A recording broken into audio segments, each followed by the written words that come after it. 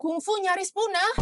Di zaman ini, di zaman revolusi budaya, selama 10 tahun, pemerintah Tiongkok membumi hanguskan segala budaya yang ada di Tiongkok, termasuk kungfu. Tapi kalau kungfu sudah punah di masa itu, kungfu yang sekarang ada, apa dong? Abal-abal. Masa kehancuran kungfu itu terjadi di China itu pada masa revolusi budaya. Kalau saya sendiri sebutnya itu masa kelam kungfu. Selamat datang di Kungfu Undercover. Hal tabu di kungfu, kita bahas.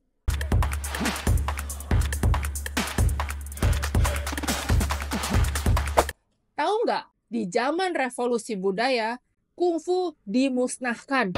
Memang sebenarnya apa sih yang terjadi? Revolusi budaya adalah suatu upaya yang dilakukan untuk mempertahankan kekuasaan Mao Zedong, pemimpin Tiongkok pada masa itu. Mao Zedong membentuk Garda Merah yang ditujukan untuk menghancurkan 4 kebiasaan lama, yaitu old custom, old culture, old habits, dan old ideas. Old culture, old ideology, old customs, old traditions, all of the olds must be destroyed. Imbasnya, tentu saja terjadi kerusuhan, perusakan massal terhadap segala sesuatu yang berkaitan dengan kebudayaan tradisional Tiongkok, seperti kuil-kuil dan patung-patung bersejarah. Terjadi pula pembunuhan terhadap tokoh-tokoh kungfu dan budaya, pemuka agama, dan juga tokoh intelektual seperti guru dan dosen. Pada era ini, semua kebudayaan diganti menjadi ideologi sosialis buku merah. Dan seluruh patung bersejarah diganti menjadi foto Mao Zedong. Revolusi ini berlangsung selama 10 tahun hingga Mao Zedong meninggal dunia. Solidified Mao's cult of personality, and that influence has lasted. Lantas, bagaimana nasib kungfu? Tenang, ada kok aliran kungfu yang selamat dari tragedi ini, yaitu aliran kungfu yang praktisinya sudah melarikan diri dari Tiongkok daratan ke Hong Kong, Taiwan, dan Asia Tenggara. Beberapa aliran kungfu yang berhasil selamat diantaranya adalah di Hong Kong sendiri ada kungfu Wing Chun, kungfu Hunggar, kungfu Pai He, dan lain-lain.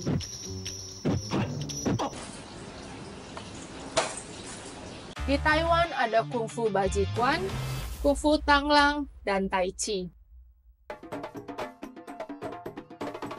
Ketiga kungfu ini terkenal sebagai pelindung tokoh nasionalis Chiang Kai-shek pada masa itu. Di Asia Tenggara ada kungfu Wushu Quan atau yang sering disebut Gocokun. Mereka berkembang pesat di Filipina, Singapura, Malaysia, dan Indonesia. Kungfu apa lagi yang kamu tahu berhasil selamat? Tulis di komen. Bukan cuma revolusi budaya yang membuat kungfu itu pindah ke negara lain, misalnya ke Hong Kong, Taiwan, atau Asia Tenggara. Contohnya Wing Chun nih. Kita tahu Ip Man pindah ke Hong Kong itu dan menetap di sana tahun 1950. Pada saat 1 tahun setelah komunis menang di Cina. Jadi komunis menang di Cina tahun 1949 dan 1950 Ip Man pindah ke Hong Kong sampai wafat di Hong Kong. Pada masa revolusi budaya, semua kungfu yang ada di Cina itu diberangus. Bukan hanya kungfu sebenarnya, yang diberangus sebenarnya kan budaya kan, revolusi budaya.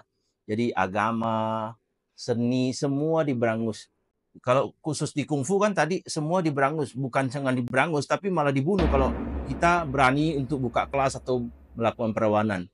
Nah, pada masa itu banyak praktisi kungfu yang mati sih, ya kan, termasuk melarikan diri ke luar dari China. Nah, efek dari itu kualitas kungfu sendiri tentunya kan nggak ada yang belajar ya, mungkin ada sembunyi-sembunyi, tapi secara total satu China kan boleh bilang mati ya. Dan yang praktisi hebatnya gurunya semua kan keluar dari China. Jadi kita simpulin gini-gini, kita itu kok belajar kungfu itu berarti lebih baik di luar China sampai saat ini karena masih lebih original ya. Kalau orang sudah lari, pindah seperti Ip Man, nggak mungkin balik lagi.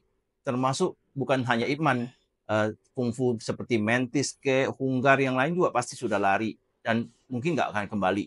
Ke Dalu, 这一段啊，断层，不准练武，不准练武啊，练空壳子、花架子都可以。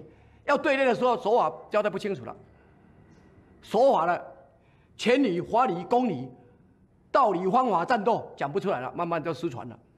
Jadi balik lagi, kalau belajar kungfu yang asli yang benar memang lebih baik di luar China daratan. Ya, maka suka orang sebutkan banyak yang fake di China. Ya memang betul, banyak sekali. Makanya kalau kita belajar kungfu, kita itu pertama harus tahu silsilahnya keilmuan ini dari mana. Semua kungfu bukan hanya seperti saya belajar Wing Chun dari kakek guru silsilah harus jelas, ya kan? Kalau bisa malah kalau ada sertifikasi instruktur, ya kan? Karena memang nggak semua kungfu kan ada yang sertifikasi. Tapi kalau ada, berarti memang harus minta sertifikasinya kalau dia tuh udah layak mengajar. Jangan gini loh. Dia belajar mungkin dulu di Cina atau di mana juga dah. Belajar cuma kayak sekolah SD terus mau ngajar orang kuliah. Nggak mungkin bisa. Sejarah revolusi budaya ini penting buat praktisi atau yang mau belajar kungfu jadi tahu bahwa belajar kungfu itu harus jelas silsilahnya, gurunya siapa, punya sertifikasi apa enggak.